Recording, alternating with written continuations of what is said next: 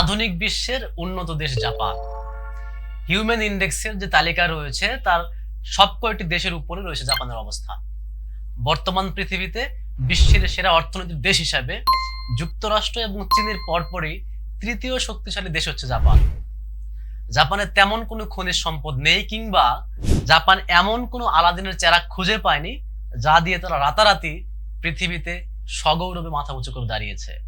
Japan কিভাবে এত কম সময়ে অর্থনৈতিক ও সামাজিক ক্ষেত্রে উন্নতির চরম শিখরে পৌঁছে গেছে, এবং এই ভিডিওতে সার্ভিমেন ফাউন্ডেশনের পক্ষ থেকে জাপানে বাংলাদেশিদের কর্মসংস্থান সহ কি কি সারপ্রাইজ আপনাদের জন্য রয়েছে সেগুলো জানতে হলে দেখতে হবে এই পুরো ভিডিওটি।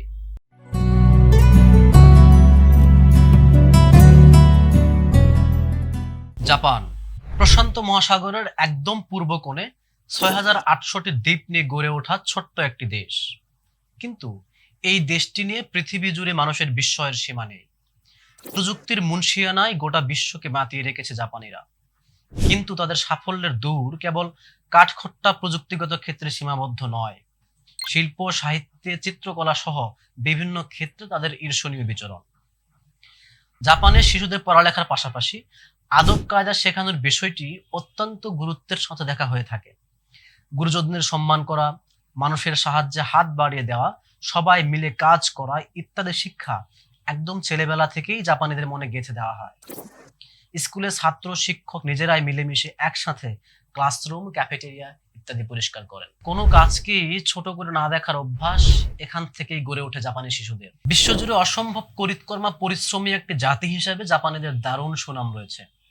দীর্ঘ কর্মজীবন শেষে অবসরের পরও তারা ঘরে বসে থাকতে পছন্দ করে না। ঘরের কাজে, বাচ্চাদের যত্ন আত্তিতে, বিভিন্ন সামাজিক কার্যক্রমে ব্যস্ত সময় কেটে যায় তাদের। পরিশ্রমের সুফলটাও প্রত্যক্ষ।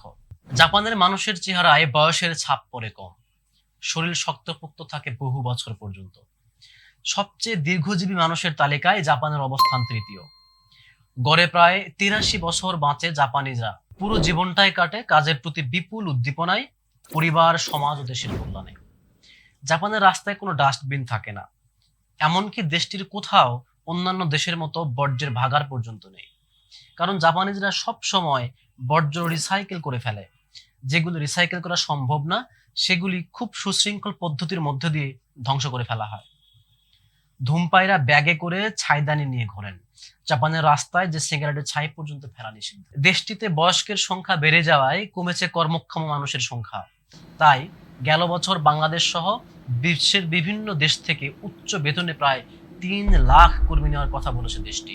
মূলত শিল্প, কারখানা, নির্মাণ, অটোমোবাইল, কৃষি এবং বয়স্কদের দেখাশোনা সহ আরো প্রায় ডজন খানেক ক্যাটাগরিতে কাজের জন্য কর্মী নিচ্ছে জাপান। জাপানে যাওয়ার জন্য সবার আগে যেটি প্রয়োজন সেটি হচ্ছে জাপানিজ ভাষায় পারদর্শিতা। জাপানিজ ভাষার একটি নির্দিষ্ট লেভেল পর্যন্ত শিখে পরীক্ষায় উত্তীর্ণ হয়ে জাপানে যাওয়া সম্ভব।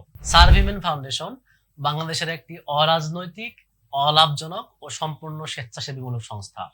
সংস্থাটি ২০১৫ সাল থেকে সারা দেশব্যাপী তরুণ তরুণীদের নিয়ে দক্ষতা উন্নয়ন প্রশিক্ষণ সহ বিভিন্ন কারিগরি প্রশিক্ষণ প্রদান করছে। সংস্থাটি সারা দেশব্যাপী প্রায় ২,০০০-এর বেশি স্বেচ্ছাসেবক এবং প্রায় ৩,৫০০-এর বেশি প্রশিক্ষণার্থীদেরকে অনলাইনে বিনামূল্যে ফ্রিল্যান্সিং প্রশিক্ষণ প্রদান করছে। অনলাইনে বিনামূল্যে ফ্রিল্যান্সিং প্রশিক্ষণ প্রদান কার্যক্রম এখনো চলমান রয়েছে। সার্ভিমেন ফাউন্ডেশন এরই ধারাবাহিকতায় জাপানে কর্মসংস্থানে আগ্রহী স্বল্প সংখ্যক তরুণ তরুণীদের নিয়ে ঢাকায় আমাদের নিজস্ব অফিসে সম্পূর্ণ শীতাতাপ নিয়ন্ত্রিত ক্লাসরুমে জাপানিজ ভাষা প্রশিক্ষণের কার্যক্রম হাতে নিয়েছি। জাপানিজ ভাষা প্রশিক্ষণে যে সকল প্রশিক্ষণার্থী ভর্তি হবে তাদের প্রত্যেকের জন্য থাকবে কম্পিউটারের বেসিক কোর্স এবং সংস্থাটির নিজস্ব খরচে ড্রাইভিং প্রশিক্ষণ। জাপানিজ ভাষা শিক্ষা কার্যক্রমের ভর্তির ফি এবং ফ্রি পরামর্শের জন্য লিখতে পারেন এই পোস্টের কমেন্টস বক্সে। সরাসরি যোগাযোগ করতে ফোন করুন আমাদের অফিসিয়াল নাম্বারে, এবং যোগাযোগ করতে আজই চলে আসুন আমাদের অফিসে। ভিডিওটি দেখার জন্য আপনাকে আন্তরিকভাবে ধন্যবাদ।